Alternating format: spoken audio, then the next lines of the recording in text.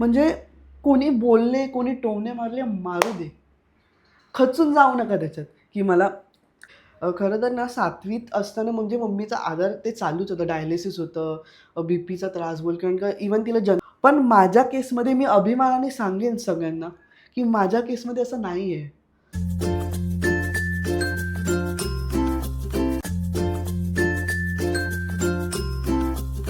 नमस्कार मित्रांनो, तुम्हा सर्वांना श्री स्वामी समर्थ बोल भाव या मराठी पॉडकास्ट चॅनलमध्ये तुमचं सगळ्यांचं स्वागत आहे. आणि आज आपल्या सोबत आलेला आहे शर्विल आलेला आहे.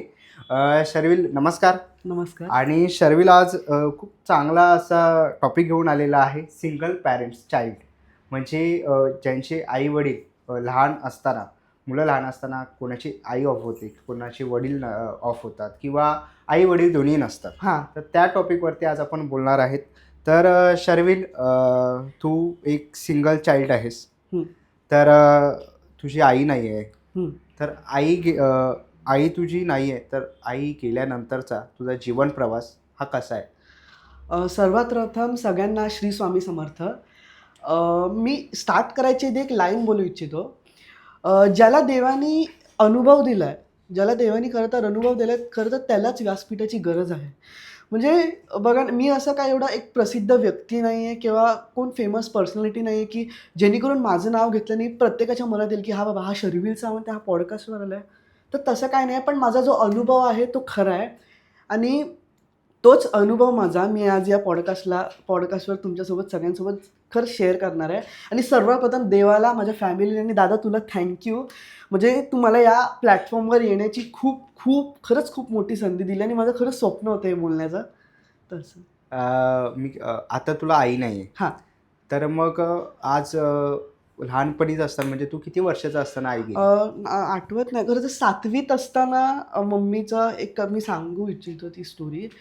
खरं तर ना 7वीत असताना म्हणजे मम्मीचा आजार ते चालूच होतं. डायलिसिस होतं, बीपीचा त्रास बोल कारण का इव्हन तिला जन्मापासून डोळ्याचाही त्रास होता, शुगर. तर तसं तिचं ते हॉस्पिटलला जाणं, रोज महिन्यातनं एकदा दोनदा रोज हॉस्पिटलला जाणं किंवा त्याच्यामध्ये ते चालूच असायचं.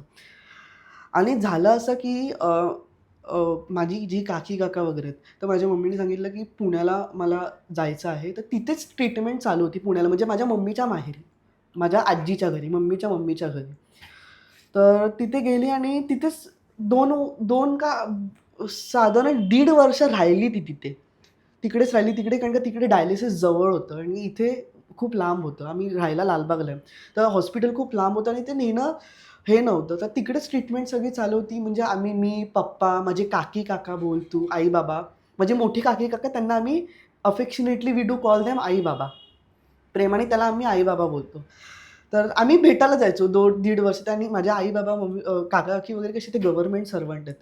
सो त्यांना सुट्टी भेटणं थोडं मुश्कील असायचं. पण जेव्हाही त्यांना सुट्टी असायची, तेव्हा आम्ही लोकं सगळे भेटायला जायचो तिला. माझे पप्पा आम्हाला घेऊन जायचे किंवा मीही कधी-कधी मी, माझी बहीण आम्ही दोघं एकटं जायचो भेटायला मम्मीला. तर झालं असं काय, की दिवाळीचा वेळ होता. ऑक्टोबरमध्ये होती वाटतं 2023 का 22 आय डोंट नो. तर त्याच्यामध्ये काय झालं, आमच्या बिल्डिंगच्या खाली वेशभूषा स्पर्धा चालू होती. आणि वेशभूषा स्पर्धा चालू होती. लाऊड म्युझिक होता. सगळे असे हसत-बिसत होते. सगळं चालू होतं आणि ते वाटतं तेव्हाच भाऊबीज होती. हां, तेव्हाच भाऊबीज होती. तर तेव्हा काय झालं, तेव्हा पुण्याला मीच नव्हतो गेलेलो. माझी बहीण आणि माझे पप्पा गेलेले. मी का गेलो नव्हतो, कारण माझा ना म्हणजे बिल्डिंगच्या खाली डान्स प्रोग्राम होता. तर मम्मीला म्हटलं, की मम्मी रविवारी होता. तर मी म्हटलं, "मम्मी मी रविवारी डान्स प्रोग्राम आटपेल आणि सोमवारी तुला भेटायला येईल. हां, तर प्लीज म्हणजे असं वाईट नको वाटून घेऊ. मी येईन तुला भेटायला. मी नक्की येईन. मी पप्पांना सांगेल, की मला सोडा." तर झालं असं वेशभूषा, तर ती बहीण माझी तिकडे होती. सो झालं असं, की माझे मामा कंटिन्युअसली कॉल करत होते आम्हाला. आम्ही सगळे खाली होतो. म्हणजे बिल्डिंगच्या खाली आम्ही स्पर्धा बघत होतो. कंटिन्युअसली कॉल करत होते. पण काय आवाज कॉल ते लागला नाही का काय माहीत नाही. पण मग नंतर घरी गेल्यावर काकी-काकांना माझ्या कॉल आला, की असं-असं झालंय. पण माझ्या काकी-काकांनी खरंच त्यांना सॅल्यूट, त्यांनी मला काहीच नाही सांगितलं. कारण का मी होतो लहान. त्यांनी काहीच नाही सांगितलं मला. तर झालं असं, मग ते रात्रीच पुण्याला गेले. रात्रीच 2-1.5 वाजता. आणि माझी बहीण जी आहे, मोठी बहीण शिवानी दिदी, ती आमच्याबरोबर राहायला आली. माझी काकी खरं तर राहते 4th फ्लोअरला आणि मी 1st फ्लोअरला. तर आम्ही पाची भावंडं 4th फ्लोअरला एकत्र राहिलो. आणि माझ्या भावंडांना खरंच सल्यूट, माझ्या सिबलिंग्सला. त्यांनी मला कळूच दिलं नाही सकाळपर्यंत की नक्की झालं काय. मी विचारते, कशी आहे मम्मी, तुला काय फोन आला का आईचा वगैरे, बाबांचा फोन आला का, काकीचा. तर ते सांगतायत मला की नाही शर्विल, काय नाही झालं, ओके, सगळं नॉर्मल आहे. तर मग झालं असं की सगळी मला मला 4th फ्लोअरवर दुपारच्या टायमिंगला नाश्ता आम्ही केला, बोलत होतो, मी खाली घेऊन गेले आणि बघतो तर असा सीन, सगळे रडतायत, माझी बहीण आहे. मला 2 मिनिटं काय झालंच नाही बघ, काटे आले अंगावर. मला 2 मिनिटं काय झालंच नाही, म्हणजे कळलंच नाही आणि मी लहान होतो. एवढा पण लहान नव्हतो, पण होतो लहान. तर त्याच्यामध्ये ना असं मी रडत होतो, मला कळलं की मम्मी ऑफ झाली. मला ते कळत होतं, दिसत होतं. पण हे होत होतं की म्हणजे कळत नव्हतं, एक्सेप्टच होत नव्हतं. अरे हे काय झालं काय शर्विल? मी रात्रीचं हे शर्विल झालं काय नक्की?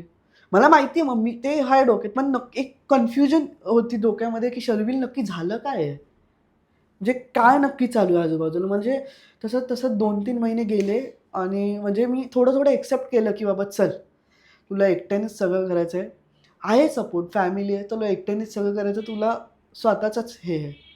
मग त्याच्याने हळू-हळू सगळं वेगवेगळं चाललेलं. असं ट्रॅक वेगळीकडे जात होता, पण हळू 2-2 महिन्यांनी एक ट्रॅक सरळ आला माझा लाईफ पाथ असं. ओके. तर मग आता तू घरच्यांचा आता तुला सपोर्ट कसा आहे? म्हणजे आई नाही आहे. हां. तर मग आता घरी तुला बहीण, पप्पा कसे सपोर्ट करतात बाकीचे घरचे? घरी बघायला गेलं तर माझे ॲक्चुअली माझ्या आजोबांची 3 मुलं आहेत. त्याच्यातले माझे पप्पा, सॉरी 3 नाही, 4 मुलं आहेत. माझे पप्पा, माझे बाबा मोठे, म्हणजे माझे काका, छोटे काका आणि माझे मोठे बाबा, म्हणजे ते काकाच आहेत माझे, पण आम्ही त्यांना बाबा बोलतो. आणि माझ्या 2 आत्या. एक माझी आत्या ऑफ झाली बिकॉज ऑफ कोविड. तर आम्ही म्हणजे त्यांचं एवढं.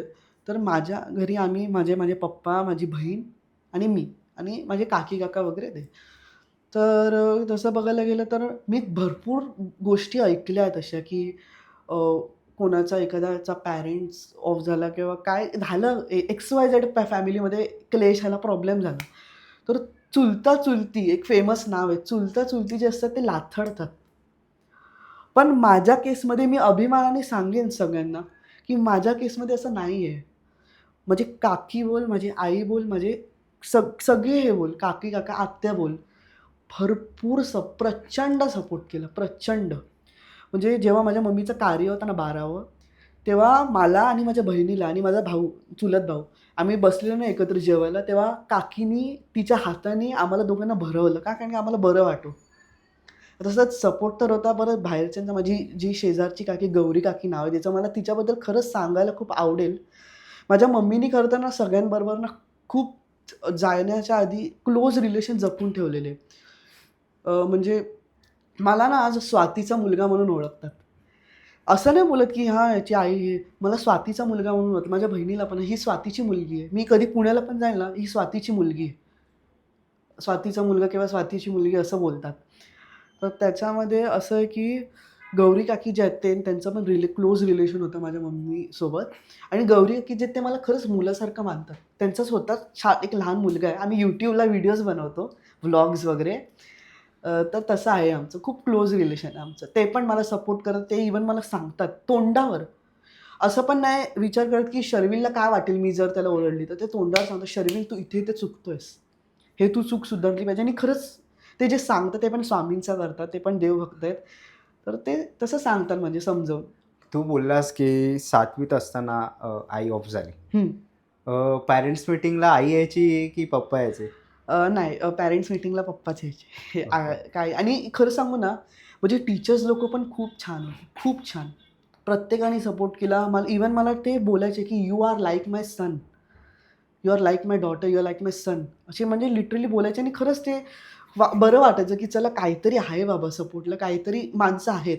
आणि माझं बेसिकली कसं आहे, मला एकटं राहायला आवडतं. आणि मला त्यासोबत माणसंही लागतात. बोलायला, भांडायला, हसायला, खेळायला. असं हे नाही माझं, की हे नाही तर ते नाही असं. शर्विल, आता तू आईबद्दल बोललास, तर आता मग आयुष्यामध्ये तू काय करतो? म्हणजे कॉलेजला आहेस? हां.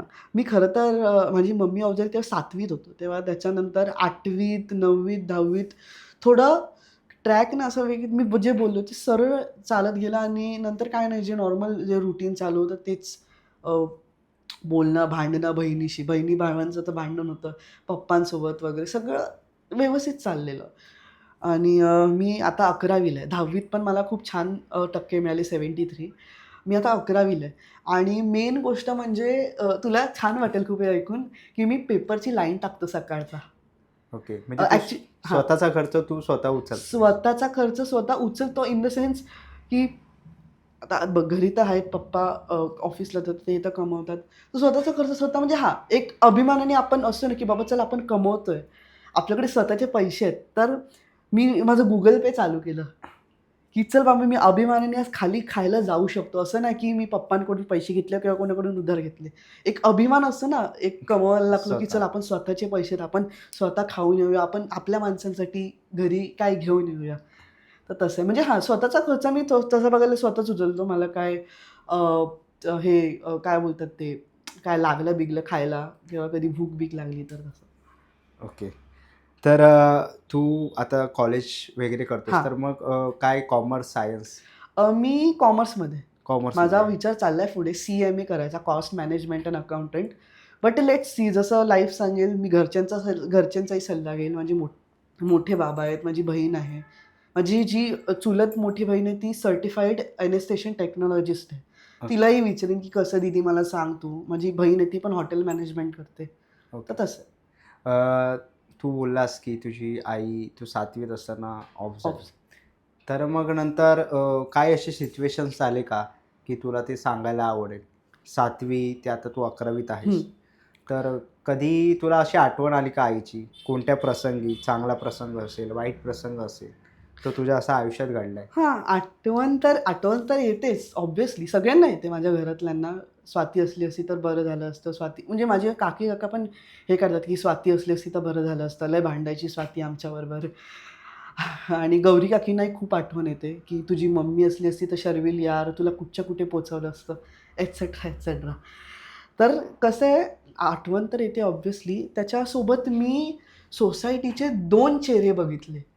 एक चेहरा असा, की अरे बिचारीची लय गरीब परिस्थिती आहे, पेपरची लाईन टाकायला लागते त्याला, असं आहे, वडील असे कामावर. माझ्या पप्पांचा ॲक्सिडेंट झालाय. त्यांचा एक पाय नाही, म्हणजे पाय नाही इन द सेन्स एक कट केला कट पाय. झालाय.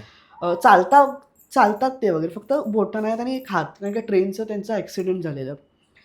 तर असेही बोलले आहेत, की बाप हँडिकॅप आहे, मुलगा पेपरची लाईन टाकतोय, बहीण इकडेच अशी उडतेय, हे असं. तर सिम्पथी कार्ड दाखवले. सरकेझममध्ये आपण एखाद्याला टोमणा मारतो तशी सिम्पथी कार्ड दाखवले, की बापरे! आता कसं होणार? बढून-चढून आकाश.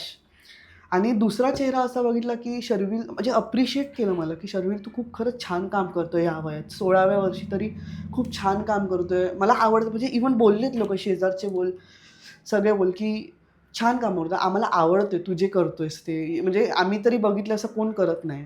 असं. ओके. तर शर्विल तुला विचारेल की जे सिंगल पॅरेंट्स मुलं आहेत, हं. त्यांना तू काय सांगशील?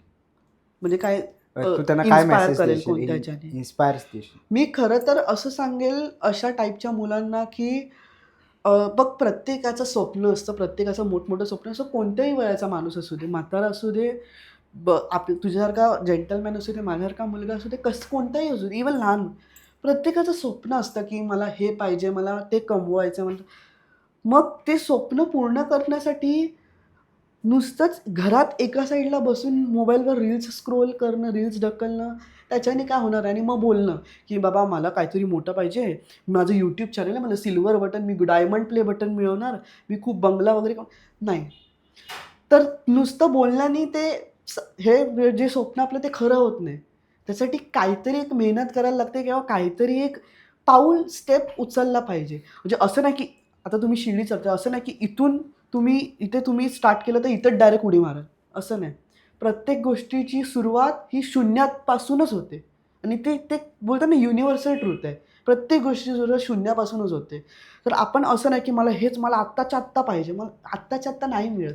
तर मला तेच त्या अशा मुलांना सांगायचं आहे, की कॉन्फिडंट राहावा. म्हणजे कोणी बोलले, कोणी टोमणे मारले, मारू दे.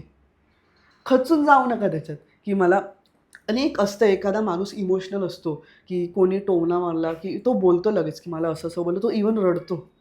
जसा माझ्यासारखं, जसं मी आहे. तर तो रडतो, की यार मला असं-असं आहे माझं आणि मग तो त्याचा ना पास्ट आठवायला लागतो, बॅकग्राऊंड आठवतो. मला आज ह्यानी बुली केलंय, मला आज ह्यानी छेडलंय, तर माझं असं-असं आहे, तर मला सांगू कसं मला देव साथच देत नाही. तर असं एक असतं. तर मला तेही सांगायला आवडेल, की तसं नका करू. अंटिल अँड अनलेस तुम्ही जर समोरच्याशी हे करून वागत नाही ना, तर तुम्ही समोरच्याशी असं असं गावंढळसारखं वागताय, की "नाही, नाही, सॉरी, सॉरी, मला खूप माफ कर." तर समोरचा अजून आवाज चढवणार.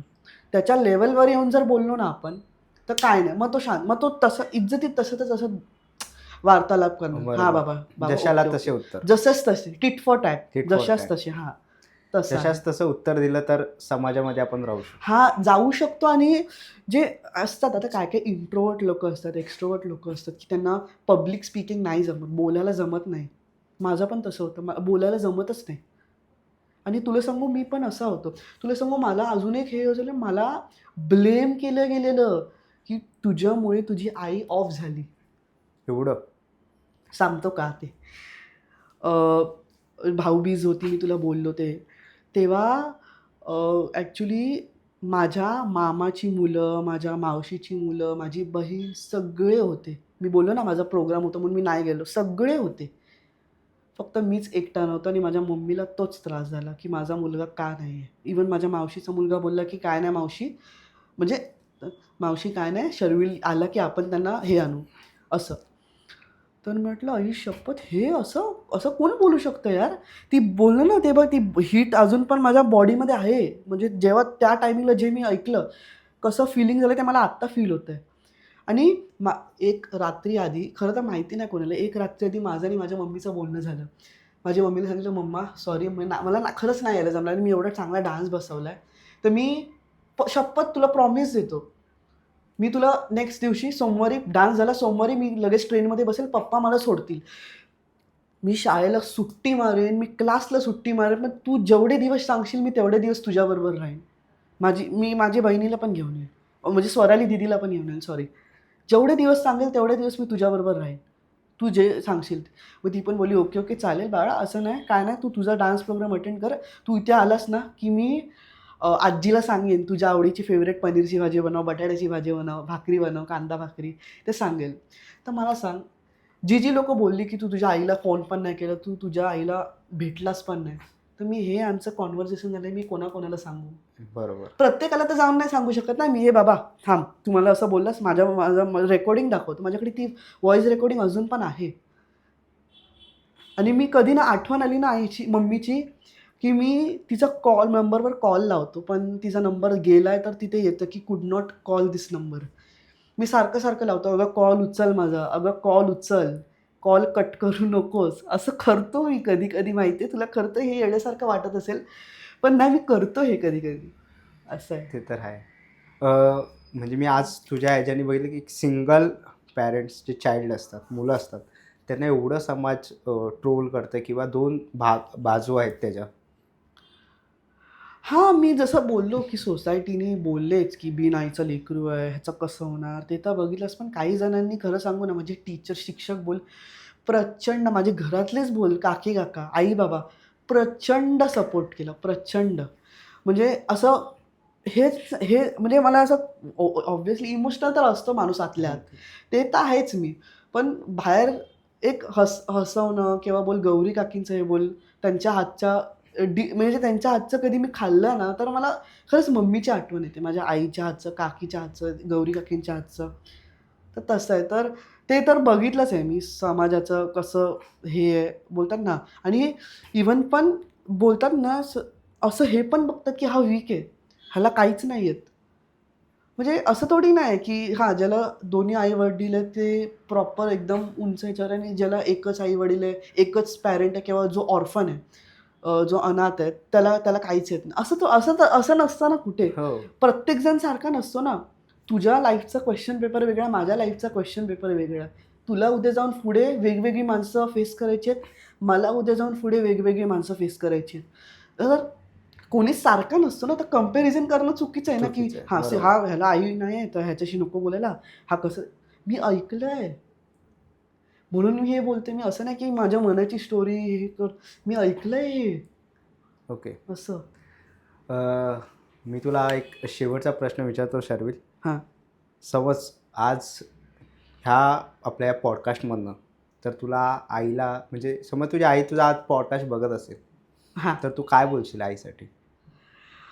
वेल असं काय नाही म्हणजे आता जरी ती जिवंत असते तरी म्हणजे तिने भरपूर तिच्या डोळ्यात अश्रू आले असते, की बाबा आणि तिने अभिमानाने सांगितलं असतं सगळ्यांना, की बघा माझा मुलगा आज टीव्हीवर आलाय, बघा माझा मुलगा YouTubeसारख्या मोठ्या प्लॅटफॉर्मवर आलाय. ती खरंच हे बोलली असती आणि मला खरंच ते तो सीन मी क्रिएट करतोय मनात म्हणजे इमॅजिन हां. करतोय, की बाबा कसं असलं असतं, काय असलं असतं आणि ती ओरडून सांगितलं असतं. कारण खरं खरं सांगू ना माझ्या मम्मीने मला ना लहानपणापासून कधीच नाही बर्डन टाकलंय. तुला 20 पैकी 20च आणायचे आहेत. एक्झामच्या ह्याच्यामध्ये हां. परीक्षेत. तुला 20 पैकी 20च आणायचे आहेत. तुला 50 पैकी 50च आणायचे आहेत. तुला पहिलाच आणायचा आहे, तुला दुसराच असं नाही. ती काय बोलली आहे, की "शर्विल तुला जे पटतंय तू ते कर. फक्त एवढंच की वाईट वळणाला लागू नकोस. बरोबर. वाईट वळणाला बिलकुल लागू नकोस." तिने हेच सांगितलं मला. ओके. तर मित्रांनो खूप सुंदर असा आज आपला हा पॉडकास्ट झाला आणि एक सुंदर असा विषय घेऊन शर्विल आला होता सिंगल पॅरेंट्स चाइल्ड म्हणून आणि मन मोकळं करून त्यांनी सांगितलं. त्यांनी स्वतःच्या व्यथा सांगितल्या हां. आणि ह्याच्या मागून आम्हाला कोणाचंही मन दुखवण्याचे काहीच कारण नाही. हेतू नाही, काहीच आणि जर दुखवलं असेल तर त्याबद्दल सॉरी. आणि तो मन मोकळेपणे बोलला. तुम्हालाही जर आपल्या चॅनलवर येऊन एक कुठला टॉपिक असेल, तुम्हालाही मन मोकळं बोलायचं असेल तर नक्कीच आपण लवकरच भेटू. व्हिडिओच्या खाली मी तुम्हाला Google फॉर्मची लिंक आणि Instagram आय डी देईन. तर नक्कीच Google फॉर्म भरा. मला Instagramला DM करा आणि तुमचाही विषय घेऊन, तुमचेही टॉपिक घेऊन आपण लवकरच भेटू आपल्या पॉडकास्ट चॅनलवरती बोलबावळ्यावर आणि तुम्हा सर्वांना तोपर्यंत श्री श्री स्वामी स्वामी समर्थ. समर्थ. Thank you.